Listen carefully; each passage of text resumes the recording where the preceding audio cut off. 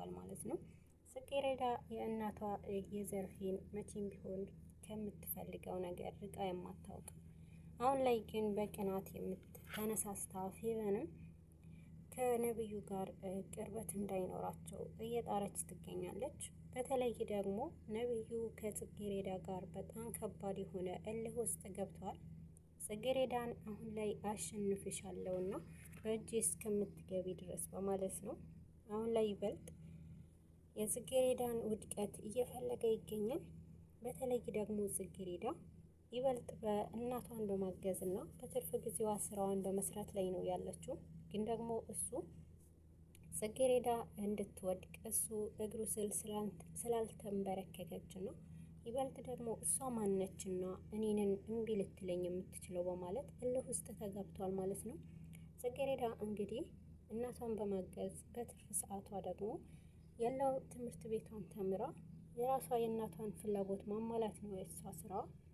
ይበልጥ ደግሞ እናቱ መስፍን ቤት በትርፍ ሰዓቷ እየሰራች ነብዩ ግን ለምን እግሬ ስራ አልተንበረከከችም እና ለምን እኔ የምላትን ነገር አታደርግም በማለት እግሬ ስር እንድትንበረከክ ማድረግ አለብኝ ብሏል።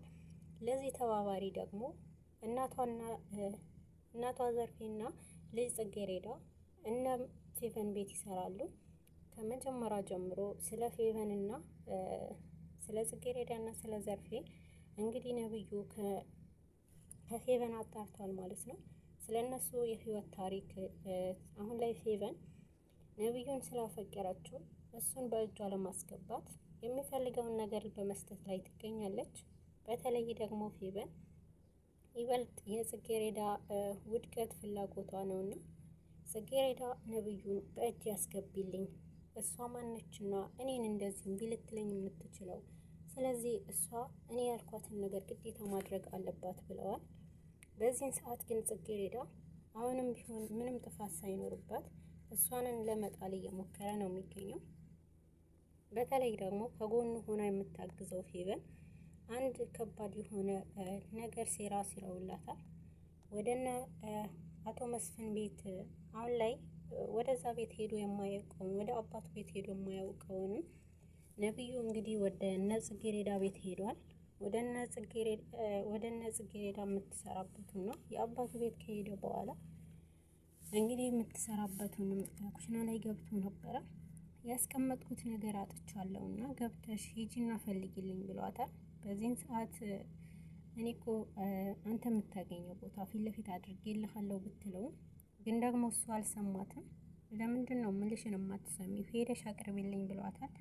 እንግዲህ ጽጌረዳ ስራዋ ከመሆኗ በላይ ለመታዘዝ ሞክራለች። ሄዳ የሚፈልገውን ነገር ለማድረግ ሞክራለች። በዛን ሰዓት ግን ሁለታቸው ተመሳጥረው ነበርና ነብዩና ፌቨንም ተመሳጥረው ፌቨን ደግሞ ከእናቷ ጋር በመገናኘትና እናቷ ጋር ሄዳ ስለ ጽጌረዳ መጥፎ ነገሮችንም እየነገረቻት ነበረ። በዚህን ሰዓት ፌቨንም ያለቻትን በመስማት ወይዘሮ ዘርፌ ወደ ልጇ ስልክ ትደውላለች። በዛን ሰዓት ጽጌረዳ እንግዲህ የሚፈልገው ነገር እንድታመጣላት ልኮራት ነበርና በዛን ሰዓት ስልኩ እንግዲህ ነብዩ አንስቶታል። ነብዩ ሲያነሳው ስልኩ ጽጌረዳ ልጄ የለችም ወይ ብላለች። እንግዲህ እሱ በዚህን ሰዓት ወጥመድ ውስጥ አስገብቷታል። ጽጌረዳ ሻወር ቤት ገብታለችና እኔ ደግሞ ፍቅረኛዋ ነው ብሎ ፍቅረኛዋ ነኝ ብሎ ተዋውቋል ማለት ነው። በዚህ መሀል ግን ጽጌረዳ ምንም ሳታውቅ እናቷ ራሷን ስታ ትወድቃለች። ፌቨንም ሀሳቡ ሁሉ ያመጣችው እሷ ነበረች። ነብዩን በማገዝና ይህንን ነገር እንዲያደርግ ካደረገች በኋላ እንግዲህ ነብዩ አሁን ላይ ከእናቷ ጋር ሲያወራ ሁሉንም ነገር ያላደረገችው ነገር ስለ ጽጌረዳ መጥፎ አመለካከት እናቷ እንዲኖራት አድርጓል። በዚህ ሰዓት ሌላኛውም እርምጃ ጀምሯል። ለምን እኔ የምፈልጋትን አይነት ሴት አልሆነችም? ለምን እኔን አልተንበረከከችልኝም? እና እኔ ማንም ሴት ንቃኝ አታውቅም በማለት ነብዩ እንግዲህ ጽጌረዳን አሁንም ዳግመኛ ወጥመድ ውስጥ አስገብተዋታል። የነብዩ አባት አቶ መስፍን ቅመማ ቅመም የገባበት ምግብ አይበሉ። እንግዲህ እሱን የማይበላውን ምግብ እያወቀች ቅመም አትጨምርም እና ይህንን ቅመም ሳትጨምር ግን ጽጌሬዳ ምግብ ካቀረበችላቸው በኋላ ነቢዩ አባቱን ጋር በመሆን አባቴ ነፍቀኸኝ ነው መጣሁት ከብዙ ጊዜ በኋላ ከአንተ ጋር ቁጭ ብዬ በመብላቴ በጣም ደስተኛ ነኝ ብሏል። እንግዲህ ነቢዩ ይህንን ባለ ሰዓት ይበልጥ ደግሞ አባቱ እኔም ልጄ ከአንተ ጋር ጥሩ ጊዜ ሳሳልፍ ደስ ብሎኛል ብሏል። በዚህ መሀል ግን የነቢዩ አባት አቶ መስፍንም ምግቡን ሲቀምሰው የማይፈልገውና የማይወደው ቅመም ነበረ። ለምን ጽጌሬዳ እንዴት እኔ እያወቅሽ እኔ እንደማልወድና ሐኪምም እንዳዘልኝ እያወቅሽ እንዴት እንደዚህ አይነት ምግብ ትሰጭኛለሽ ብሏታል። እንግዲህ ነብዩ በጣም በመቆጣትና አባቴ የማይፈልገው ነገር እንዴት ትሰጪዋለሽ በማለት በጣም ተቆጥተዋታል ማለት ነው።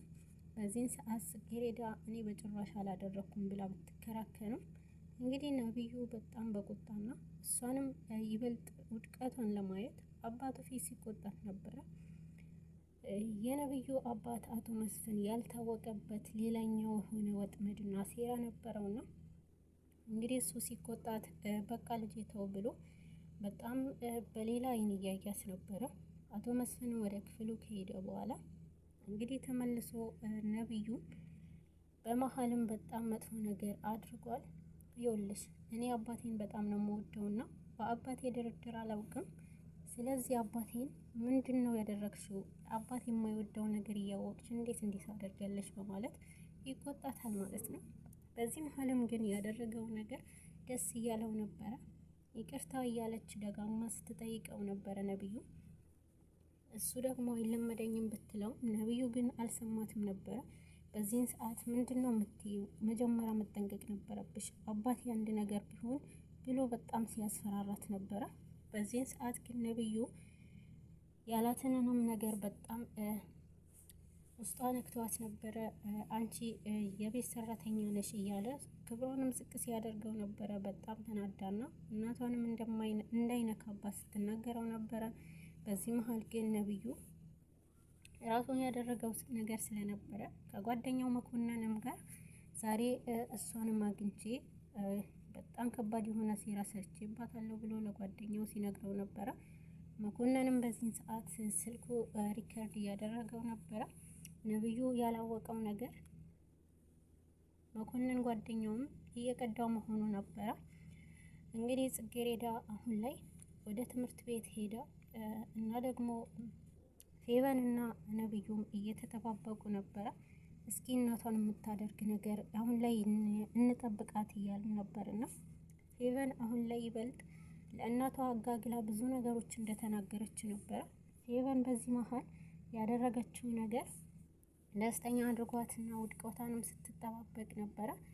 አቶ መስፍን እንግዲህ ድጋሚ ጽጌሬዳ ምግብ ሰርታ ወደ ክፍል ወስዳለት ነበረ።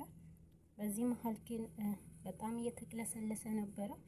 ከባዱ የአቶ መስፍን ያልታወቀው ድብቅ የሆነ የጽጌሬዳ ፍላጎት ነበረ። ጽጌሬዳን በሌላ አይን እያያት ነበረና ሰሞኑ ላይ ያልኩሽን ነገር አሰብሽበት ወይ እያላት ነበረ። በዚህን ሰዓት ምንድነው አልገባኝም እያላት እሷ ደግሞ ምንድነው የማይገባሽ ነገር ምንድነው እያላት ነበረ።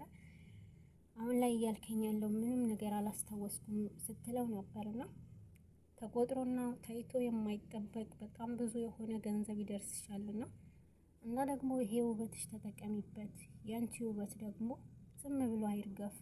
ሁሌም ደስተኛ ሆነሽ በዚህ ሀብት እንድትደላቀቂ ላድርግሽ እያላት ነበረ።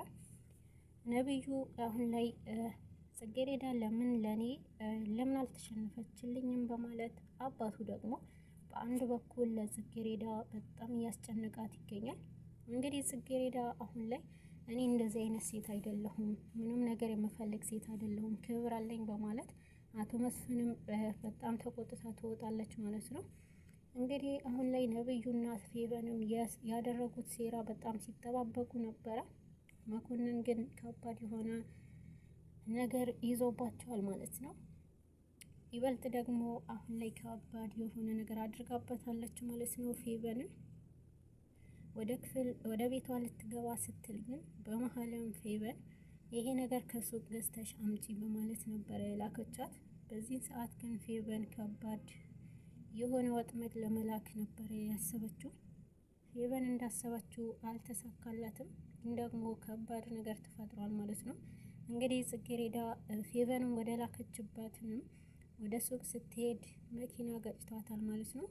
አሁን ላይ የጽጌረዳ ሁኔታ ከባድ ነው ማለት ነው። ይህ ሁሉ ነገር ፌቨን ስትጠባበቀው የነበረውንም ነገር እንደፈለገችው እየሆነላት ይገኛል።